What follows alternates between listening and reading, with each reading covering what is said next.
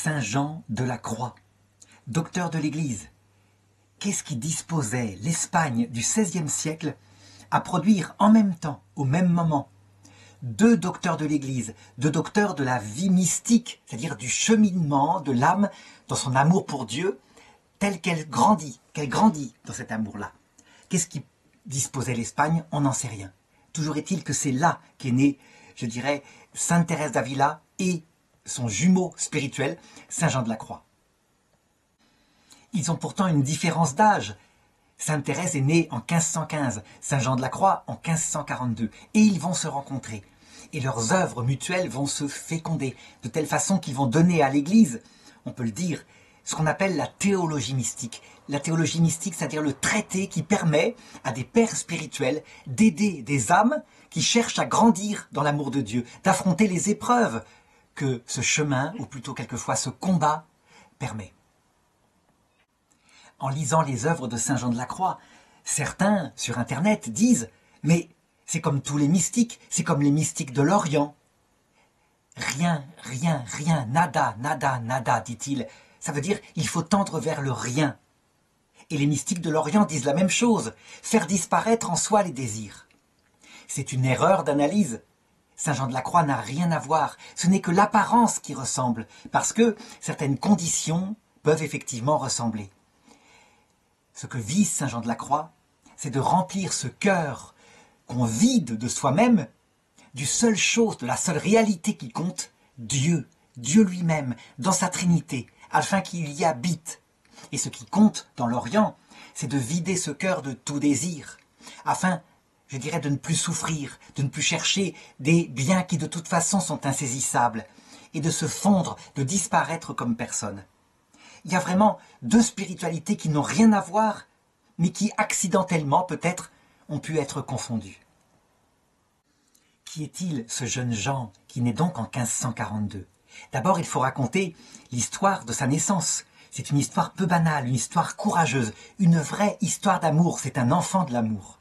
En effet, son père est d'une famille noble, d'une famille riche aussi, qui possède, je dirais, des affaires dans le domaine de la soierie, donc un commerce qui probablement, je dirais, a enrichi depuis longtemps la famille. Il transporte des ballots comme cela, il aide ses parents étant jeunes. Il s'appelle Gonzalo de Yepes, et voilà que un jour, alors qu'il travaille comme cela pour ses oncles, une jeune fille vient dans le magasin. Elle s'appelle Catherine, elle est sans titre, elle est sans noblesse, elle est orpheline, elle tisse pour gagner sa vie. Et là, au lieu de s'arrêter à son statut social, il va découvrir en elle une belle âme, quelqu'un dont il tombe amoureux profondément, et il décide de l'épouser. Il s'en ouvre à ses oncles, qui, évidemment, je dirais, ont prévu pour lui un mariage avec un autre négociant, de manière à enrichir un peu plus le patrimoine familial.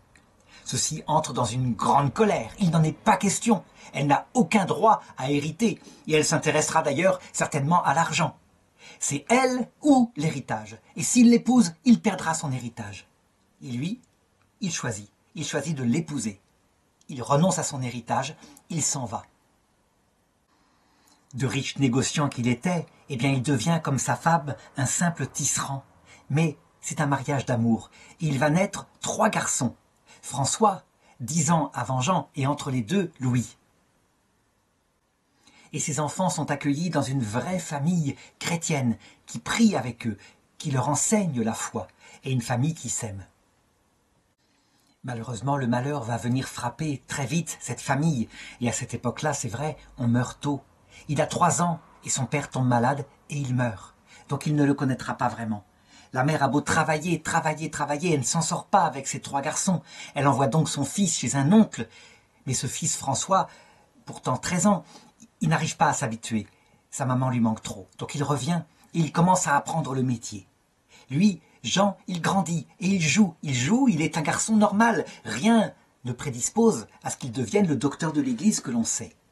Un jour, alors qu'il joue avec des camarades près d'une mare, il se lance un bâton, il saute trop loin, il tombe à l'eau, et évidemment, il ne sait pas nager. Et voilà que l'eau se referme sur lui, une eau boueuse, et ses camarades ne savent pas aller le chercher, ils ne savent pas non plus nager. Il racontera plus tard la chose suivante. Alors qu'il se sent en train de mourir, qu'il va mourir, voilà qu'une dame lumineuse lui apparaît. Elle est magnifique, elle est rayonnante, elle lui tend la main et elle lui dit ceci. « Petit, donne-moi la main, je te sortirai de là. » Mais lui, sa réaction, c'est que, avec ses mains pleines de boue, il ne peut pas la toucher, il ne peut pas, il va la salir, et donc il refuse. On peut dire que dans cette scène se résume un peu toute la spiritualité qu'il donnera plus tard, à savoir cette indignité profonde de l'homme pour, je dirais, entrer dans la vision béatifique. La dame qu'il a vue, probablement, est la Sainte Vierge qui voit Dieu face à face, et donc qui est remplie de la pureté de Dieu. Et lui comprendra qu'il faut se détacher de tout, devenir rien, afin d'obtenir tout. Il y a souvent dans ces moments où la mort est proche, le ciel comme ça qui s'ouvre.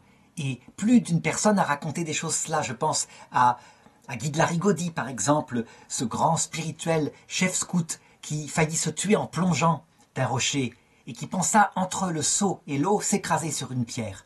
Et lui aussi eut une vision de ce genre, sa vie qui défilait, etc. Toujours est-il que heureusement les enfants appellent un paysan qui passait par là, qui tend son bâton qu'il a à la main et qui arrive à ramener l'enfant sur la rive. Jean se souviendra toute sa vie de cette première expérience non pas de Dieu, mais des amis de Dieu, de la proximité de Dieu. Ça le marquera. N'empêche que la famille ne s'en sort pas, l'argent manque énormément. L'aîné, François, a grandi et il annonce à sa mère qu'il a rencontré celle qu'il épousera. Et elle accepte. Donc, il va créer son propre foyer et il annonce qu'il prendra bientôt chez lui et sa mère et ce petit frère Jean, tandis que Louis, malheureusement, lui est décédé. Et la maman qui a repéré des capacités intellectuelles certaines chez Jean arrive à l'inscrire dans une école tenue par des frères, une école pour des orphelins, où il apprend à lire, à écrire, où il apprend divers éléments de la doctrine chrétienne. En même temps, je dirais pour payer sa scolarité, eh bien il fait beaucoup de petits travaux. De petits travaux comme par exemple devenir imagier. Il travaille pour un artiste, pour des artistes qui fabriquent des statues, des images, polychromes. Et plus tard, cette expérience-là lui donnera des analogies pour expliquer comment Dieu façonne notre âme, un peu pareil que la statue. Je dirais peu à peu, puis en y mettant la couleur et la beauté. C'est ainsi que toute sa jeunesse, à cause de la grande pauvreté, eh bien, il alliera les études, et il a la chance de continuer au collège des Jésuites lorsqu'il devient adolescent, et d'autre part, du travail. Par exemple, un homme le prend sous sa protection, qui s'occupe des pauvres, eh bien, il devient une sorte d'infirmier qui s'occupe des pauvres, et il le fait avec tout son cœur. Il arrive d'ailleurs à faire les deux, à la grande admiration des gens, tellement on remarque, par exemple, quand il sert la messe, ne serait-ce que pour rendre des services, à quel point il le fait sérieusement, avec une grande profondeur dans son attitude, sans jamais chercher à s'amuser. C'est à cette époque-là que François, son aîné, le recueille chez lui, et Jean assiste au malheur de cette pauvre famille, cette famille qui perd successivement tous ses enfants en bas âge. Ça le marquera beaucoup, parce que ce qui caractérise le futur Saint Jean de la Croix, c'est qu'il a une âme extrêmement sensible, observatrice certes, mais sensible. Il cache en lui, je dirais quelque chose qu'il n'est peut-être pas le seul à cacher, une soif de l'absolu, une soif de Dieu. Et les questions se posent face à ce monde si passager, où on meurt si facilement, si vite à cette époque-là. Don Alonso de Toledo, qui est directeur de l'hôpital où il travaille, l'interroge un jour sur sa vocation, alors qu'il est vraiment devenu un grand adolescent, et lui demande s'il veut devenir prêtre. Et lui, il lui répond « Oui, oui, je veux devenir prêtre ». Alors il lui dit « Ça sera formidable, tu seras aumônier de l'hôpital » parce qu'il a constaté comme il s'occupe avec beaucoup d'attention des malades. Mais non, il lui explique qu'il veut aussi devenir moine. Il ne veut pas devenir que prêtre, il veut se consacrer entièrement à Dieu. La différence entre un prêtre séculier, c'est que, je dirais, il rend un service à la communauté. Un moine, un religieux, il fait vœu de tout son être, vœu de pauvreté, pour ne rien posséder que le Christ, vœu de chasteté, je dirais, pour consacrer toutes ses affections au Christ et à son prochain à cause du Christ, vœu d'obéissance, afin de ne pas avoir de désir propre, et, je dirais, de travailler dès cette terre comme un témoignage, mais aussi comme un exercice, ce qui est nécessaire pour entrer dans la vie éternelle. Il regarde autour de lui où il pourrait réaliser cette vocation, cette soif d'absolu. Et il y a, pas loin, un couvent des Carmes. Des Carmes, on les appelle les Carmes chaussés.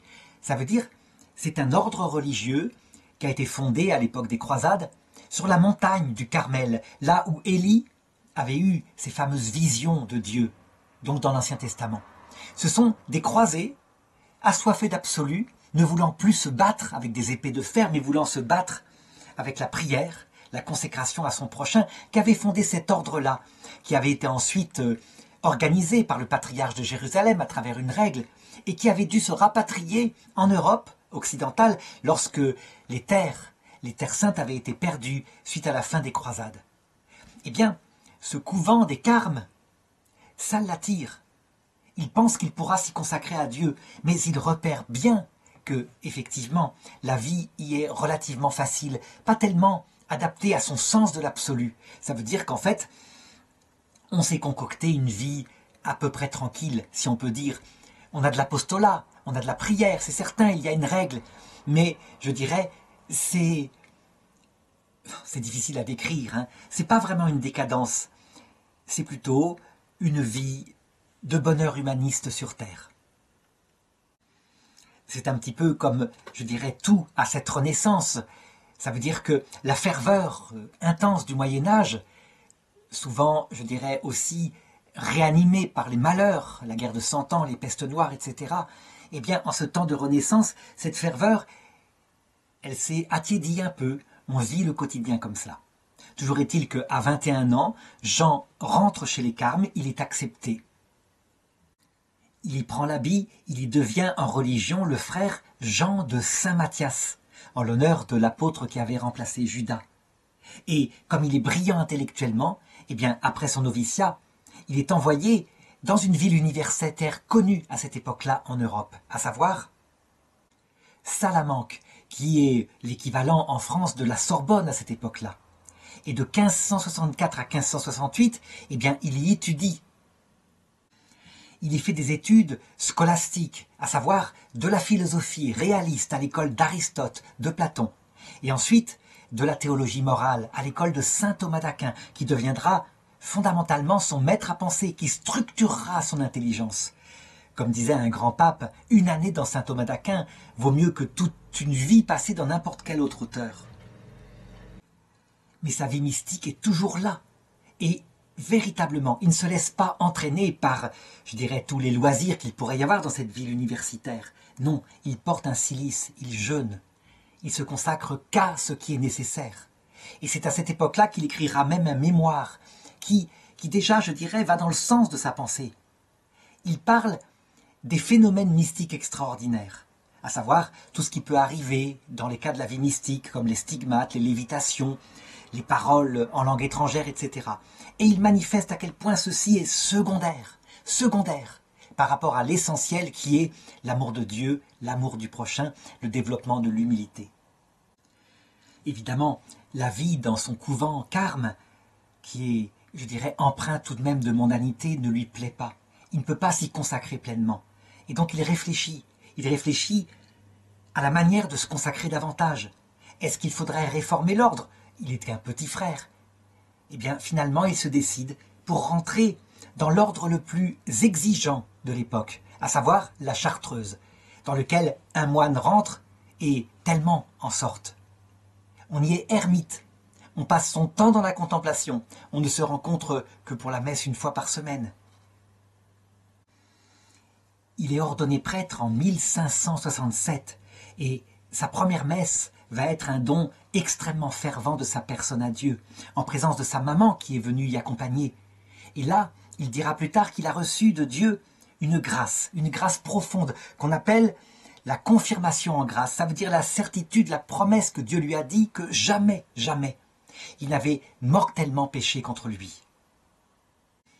C'est une grâce extraordinaire en cette époque où on le sait. Je dirais l'idée d'aller en enfer, pour beaucoup, est source de tourments. On sait que Martin Luther, un petit peu plus tôt, n'a fait sa réforme en disant que la foi seule suffisait. parce que confronté à ses propres péchés, il pensait qu'il irait en enfer.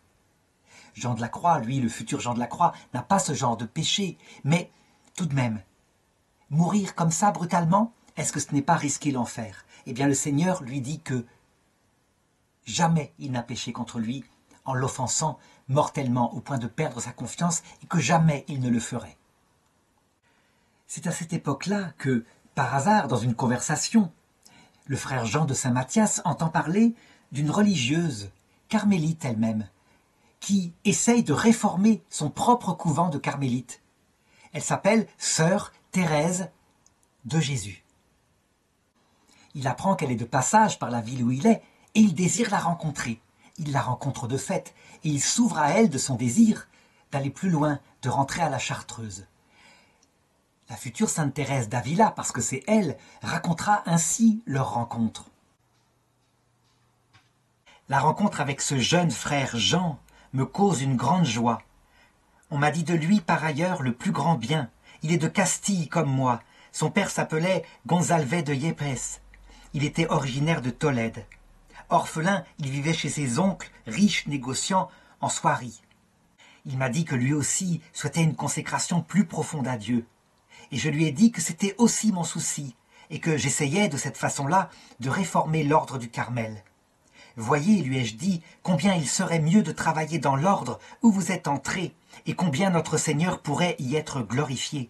Il m'a répondu, je veux bien, à condition de ne pas avoir trop longtemps à attendre. Sainte Thérèse le rassure là-dessus et lui dit simplement qu'il doit finir d'abord ses études, ça prendra 1 ou 2 ans. Et une fois qu'il sera diplômé, alors, véritablement, il pourra venir se consacrer à cette œuvre-là, il en demandera la permission.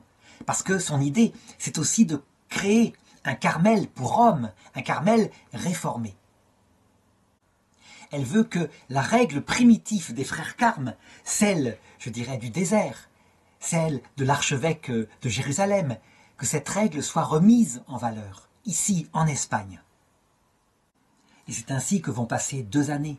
Et il revient, frère Jean, à Medina del Campo, où il rencontre de nouveau Mère Thérèse de Jésus. Et il lui demande simplement « Est-ce que vous voulez encore de moi pour faire ce projet ?» Et elle lui répond « Oui, bien sûr. » Thérèse d'Avila a 52 ans, lui en a 26.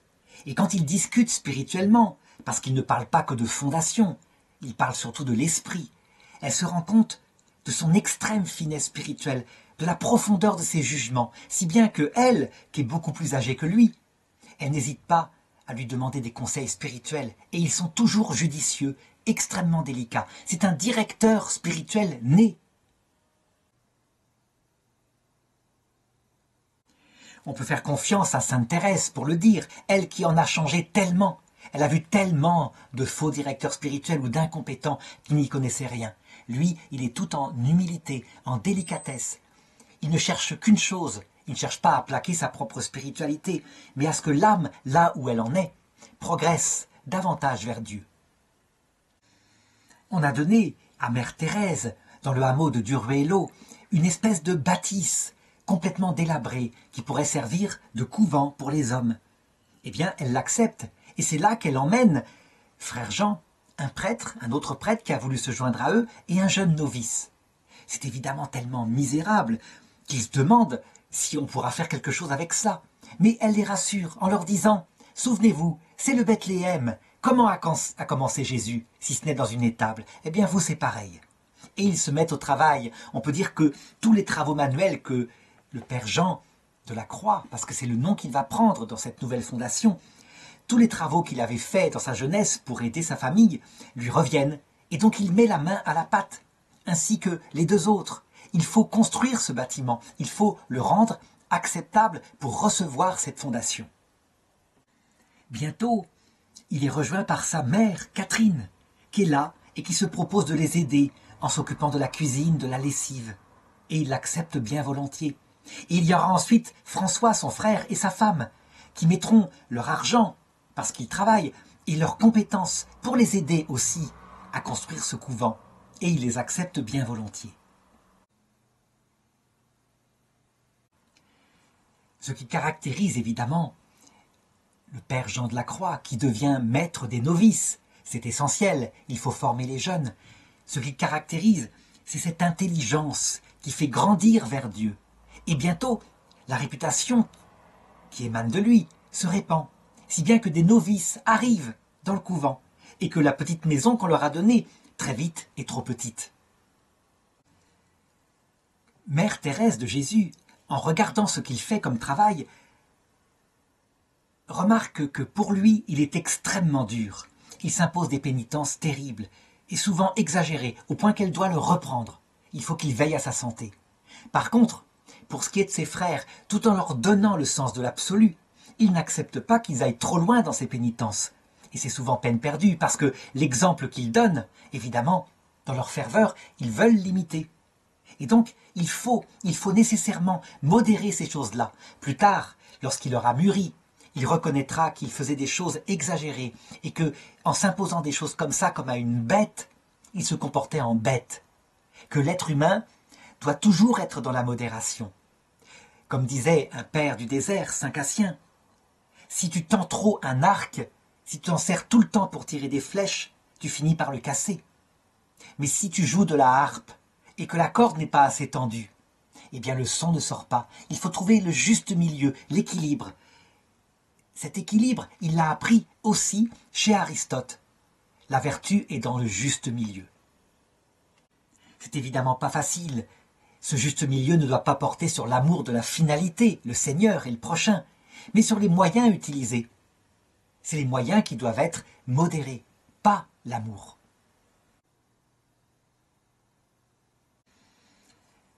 Sainte Thérèse d'Avila, qui travaille toujours avec lui, qui vient le voir, lui explique à quel point, dans son expérience, il est essentiel que lui, qui a fait des études de théologie de haut niveau, il forme les frères. C'est essentiel. Elle lui raconte comment elle a rencontré des demi-docteurs, des pères spirituels incompétents. Il faut leur inculquer une doctrine. C'est très important. Il vaut mieux d'ailleurs un père spirituel qui soit un doctrinal, qui s'y connaisse intellectuellement, que quelqu'un qui soit un saint et qui oublie justement le sens de la mesure. Alors, eh bien, il va donner des cours de théologie dans sa maison de formation. Il va toujours veiller à cela. Devant un prêtre d'une telle qualité, en 1670, alors qu'il a 28 ans, il est nommé aussi recteur d'une école, d'un collège, un collège formé par la Réforme. Et il accepte cette charge. Et en même temps, il forme ses novices. Et en même temps, il leur donne des cours de théologie. Si bien que la rumeur se répand, comme quoi il exigerait beaucoup trop d'eux et de lui-même. Un dominicain est envoyé pour visiter. Il faut savoir qu'on est en Espagne et que là, pour le coup, l'Église a une très forte surveillance sur ces choses nouvelles qui arrivent. Il y a l'Inquisition espagnole. C'est quelque chose de, je dirais, qui pèse un peu sur les âmes, tout de même, à cette époque-là. Un dominicain vient visiter et ne trouve rien à dire, tout va bien. Tout va bien, bien sûr que non. Le démon est là qui rôde et il va rôder. Ça se passe de la façon suivante. En 1571, eh bien, un visiteur apostolique envoyé par le Vatican pour vérifier ce qui se passe en Espagne décide de le nommer comme...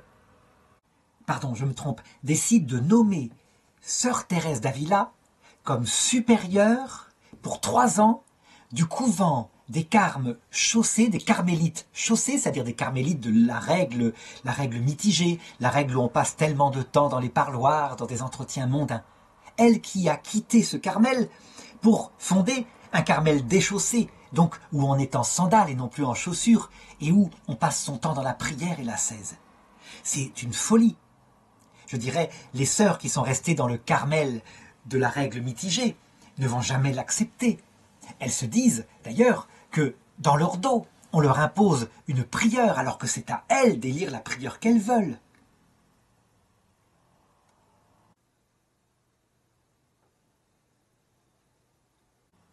Sainte Thérèse va accepter cette charge dans l'obéissance, mais à reculons. Et effectivement, que lorsqu'elle arrive dans ce couvent qui s'appelle le monastère de la Visitation d'Avila, eh bien on ne veut même pas l'ouvrir. Et elle leur demande qu'on l'ouvre, et elle dit ceci, elle précise les choses. « Je ne serai pas votre prieure ». Elle prend la statue de la Sainte Vierge, elle la met sur le siège de la prieure, en disant « C'est elle qui sera votre prieure. En ce qui me concerne, jamais je ne vous imposerai la règle que j'ai créée pour celle qui était volontaire. Bien au contraire, je respecterai votre façon de faire. C'est ainsi, jamais je ne forcerai.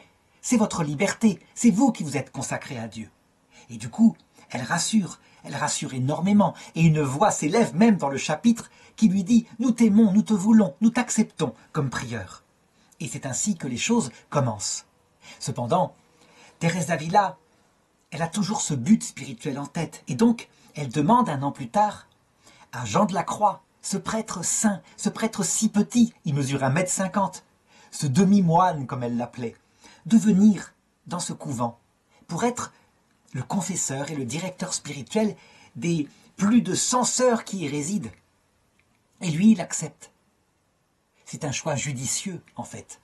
Parce que, plutôt que de forcer, je dirais, la nature de ses sœurs, en s'adressant, je dirais, à l'obéissance par l'autorité, eh bien, Sainte Thérèse, elle va s'adresser à travers ce moine à qui on ne résiste pas, tant il est doux et humble de cœur, tant il est intelligent par les explications. Eh bien, il va s'adresser à leur intelligence et à leur amour.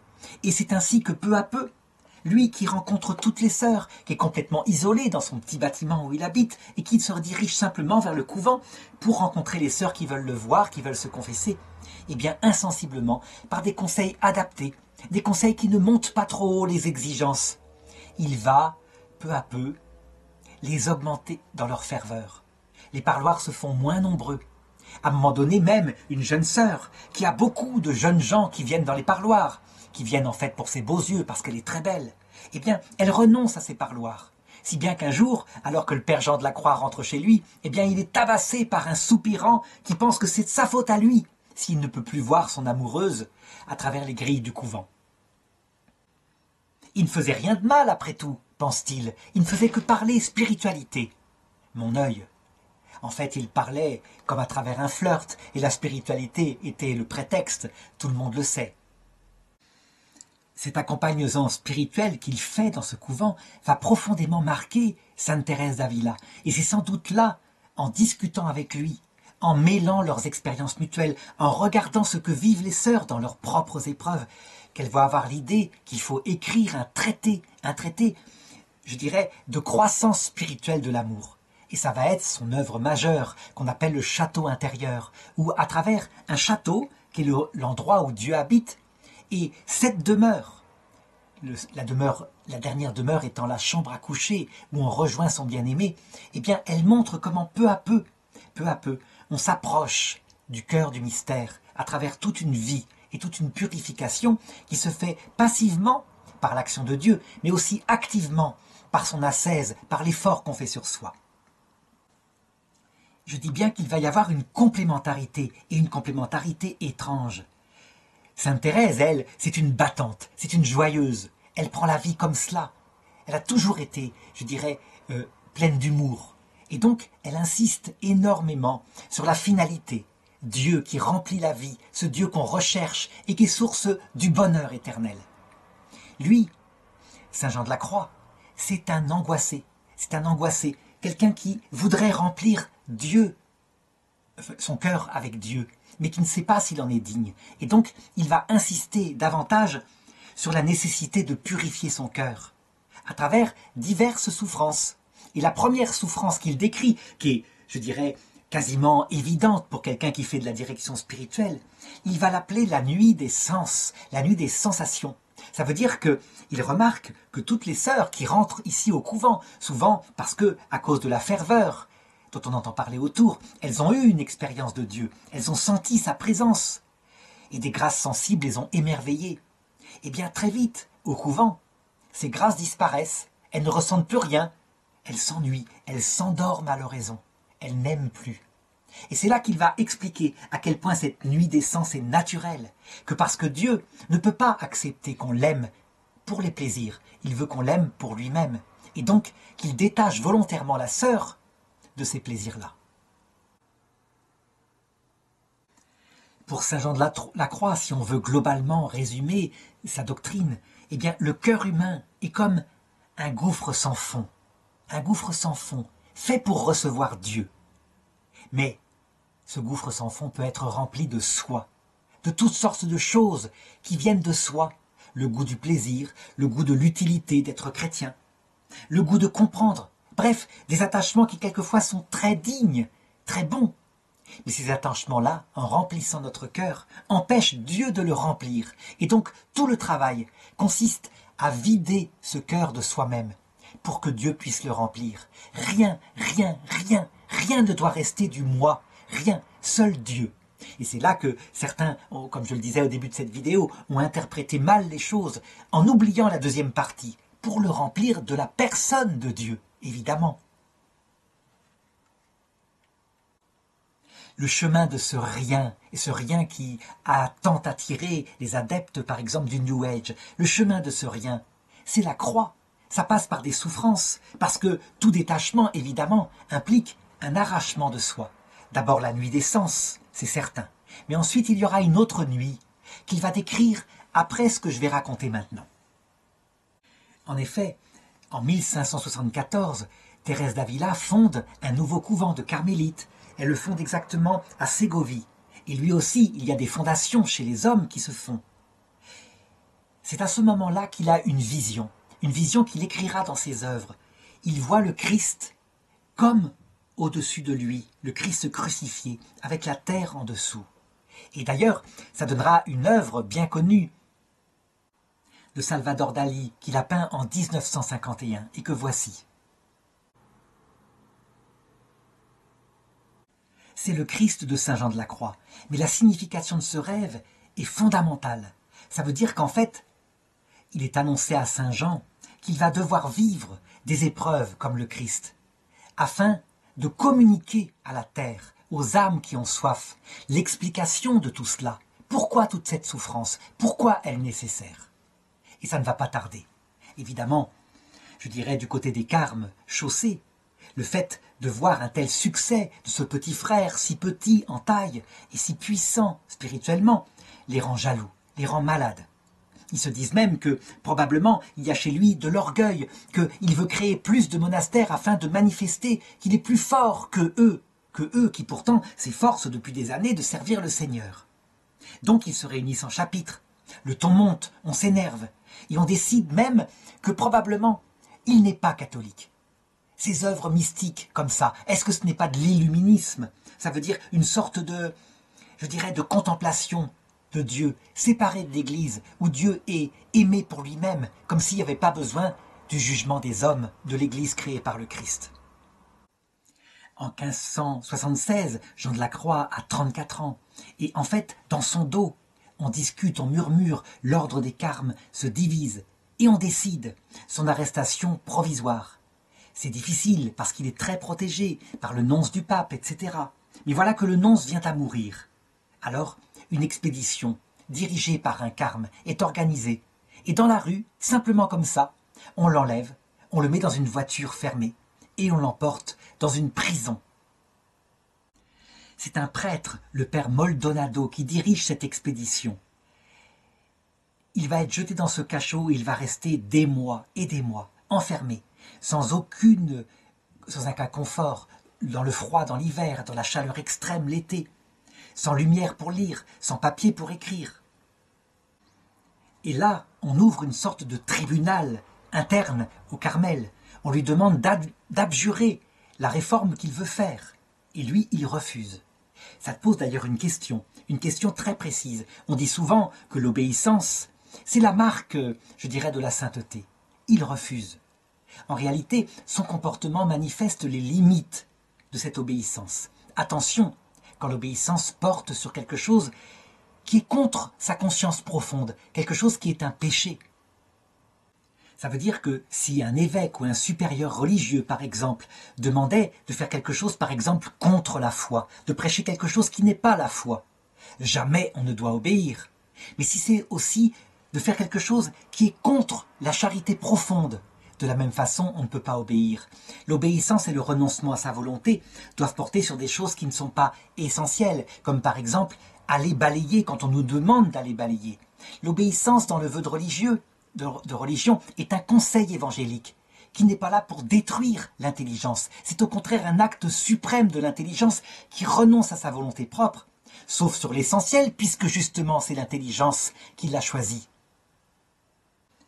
Dans ce cachot, livré à lui-même, dans cette sorte de purgatoire où ça ne respire que la violence, où il est flagellé, il passe entre des rangées de frères qui doivent chacun le frapper afin de le faire céder, eh bien il va connaître, en plus de cela, une vraie épreuve spirituelle qu'il va appeler la nuit de l'esprit. La nuit de l'esprit, c'est quelque chose dont il parle lui, Sainte Thérèse en parle moins, mais c'est fondamental. Ça veut dire que c'est plus seulement ne plus ressentir, il n'en est plus là. C'est qu'il ne comprend plus le Seigneur. On ne comprend plus ce qu'il nous veut. C'est comme s'il nous avait abandonnés. Il ne nous a pas abandonnés, il reste toujours au fond de l'âme, comme 1000 ans de territoire en paix. Mais fondamentalement, psychologiquement, c'est comme si on était abandonné de lui, puisqu'il ne répond pas. On a beau prier, prier, il a beau supplier Dieu de le délivrer, rien ne se passe. Cette nuit de l'esprit va le faire passer par un vrai désespoir intérieur. Un désespoir parce qu'il touche sur son trésor, que finalement, quelque part, on lui arrache sa confiance en Dieu. Mais il la garde, mais en même temps, comment faire confiance alors qu'il lui arrive tout cela? Par ses propres frères. Cette épreuve que Sainte Thérèse décrira dans la 6e demeure, eh bien, elle ne dure pas tout le temps, elle finit par s'arrêter. Ça veut dire qu'à un moment donné, parce qu'on s'habitue au désespoir, l'âme elle-même, je dirais, se détache peu à peu de la volonté même de comprendre.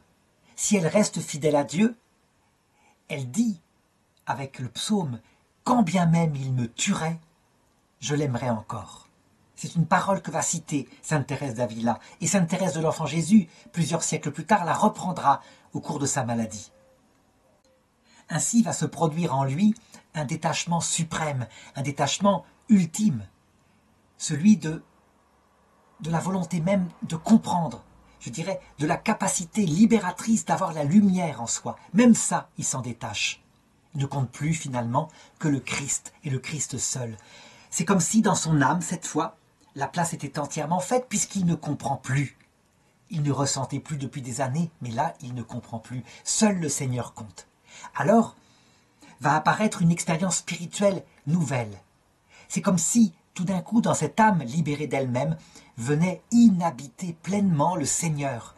Et c'est là qu'il va écrire, à un moment donné où un frère charitable va lui donner un petit peu de papier, il va écrire ses œuvres ultimes, comme la vive flamme d'amour.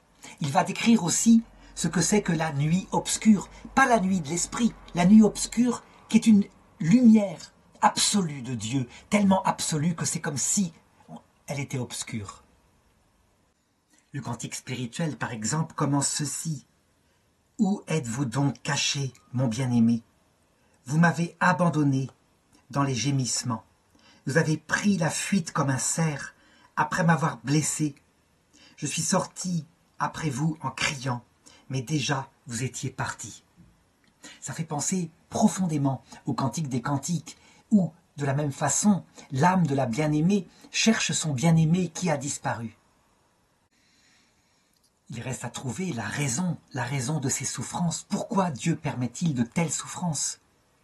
Je dirais que son rêve dans son enfance, quand il ne pouvait pas toucher la Vierge parce qu'il était impur, son rêve est l'explication ultime que donnera Jésus d'ailleurs.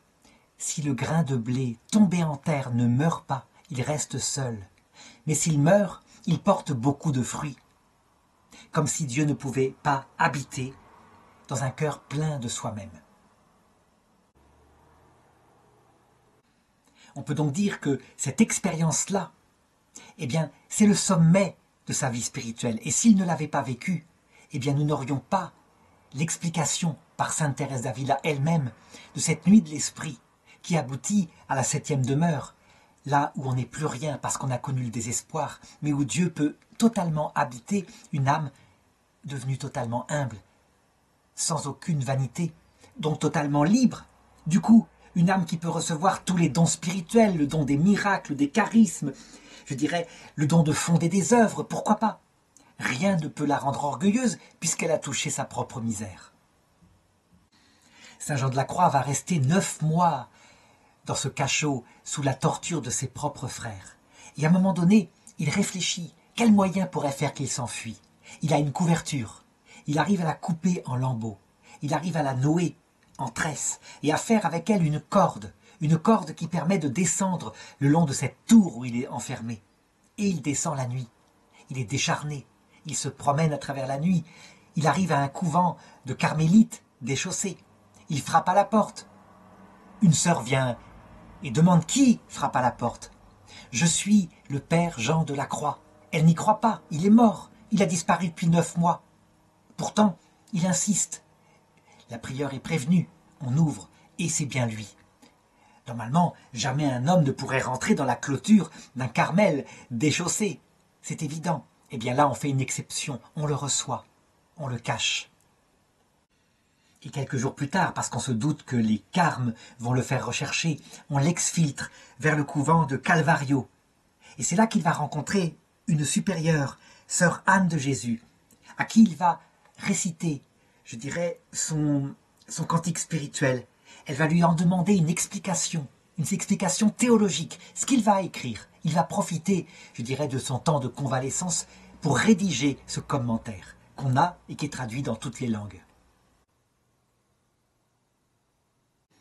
Il va se donner de nouveau à la direction spirituelle des sœurs carmélites, et il le fait non seulement par des petits mots qu'il leur donne pour les encourager chacune d'elles, mais aussi par des dessins, parce qu'il aime manier l'analogie, comme Jésus, des paraboles aussi, des histoires qui illustrent cette montée, un peu comme l'alpinisme par exemple, ou comme l'avait dit saint Paul, le combattant dans les arènes.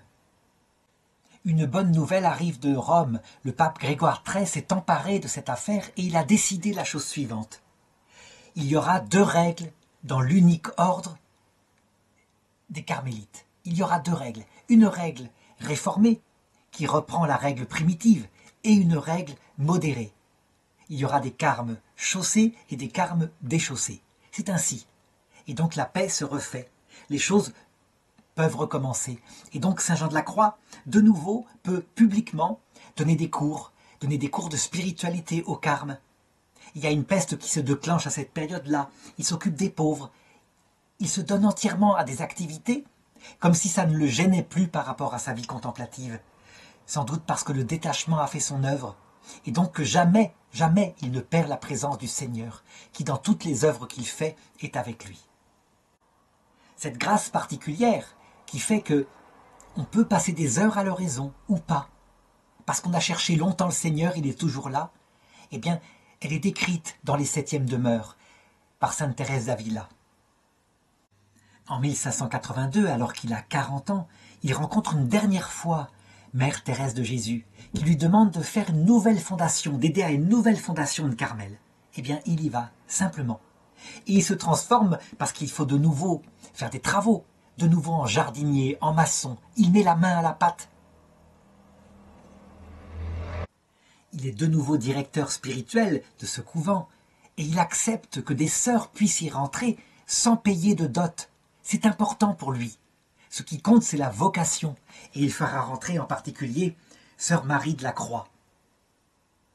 Toujours dans ses enseignements, il insiste sur la pauvreté. Il dit par exemple « Voyez ce qui peut se passer dans l'âme, dans l'état où vous êtes, comme elle marche dans les ténèbres et le vide de la pauvreté spirituelle.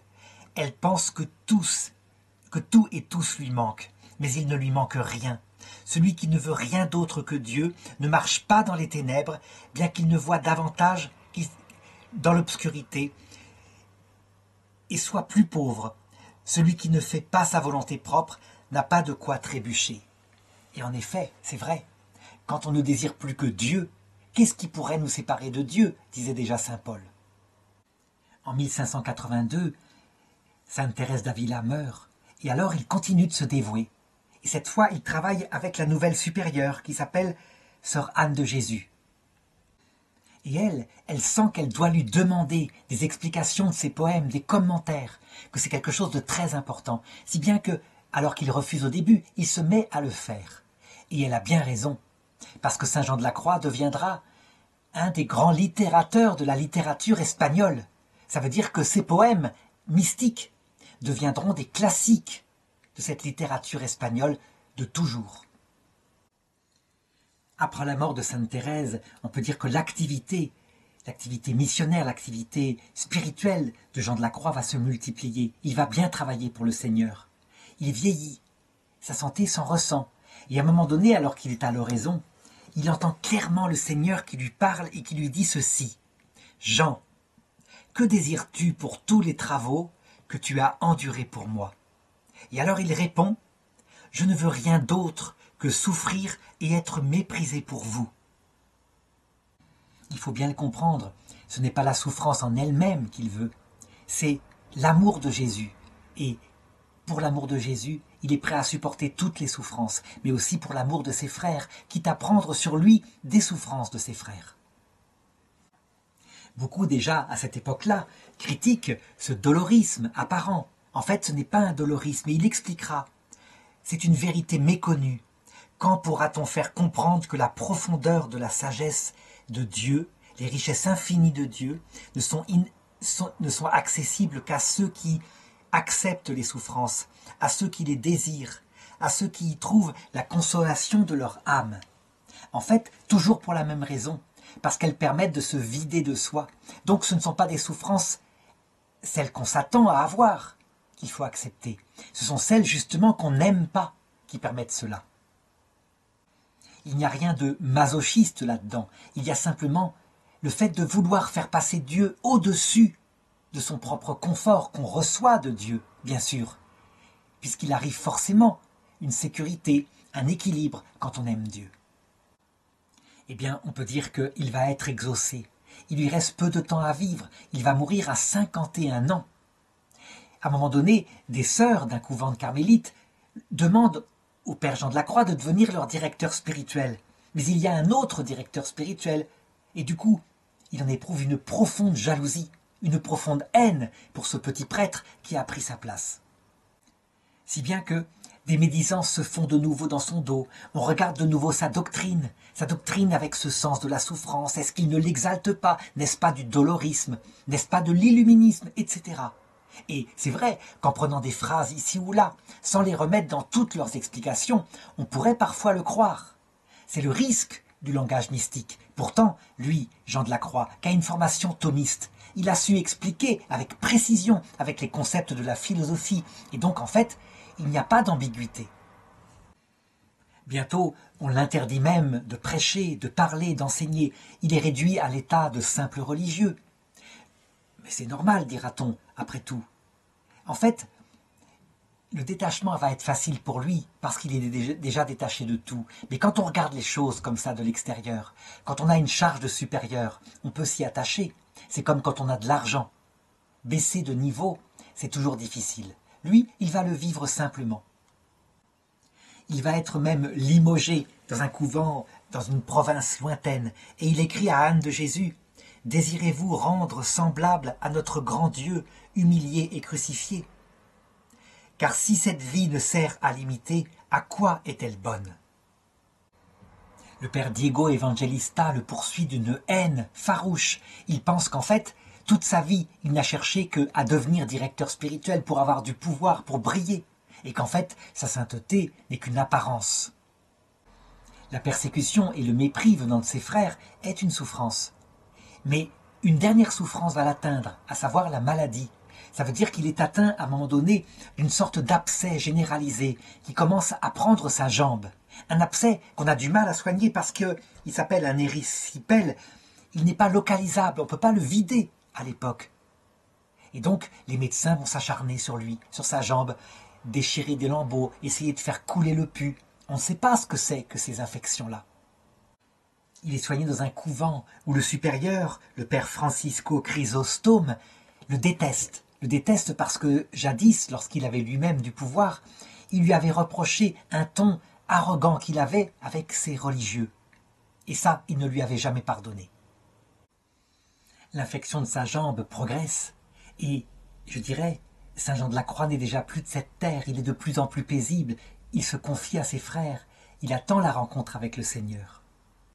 Il se confesse, il demande à ce qu'on lui lise le Cantique des Cantiques, Et dans la nuit du 13 au 14 décembre 1591, donc en fait, il n'a pas 51 ans comme je le disais, il a 47 ans.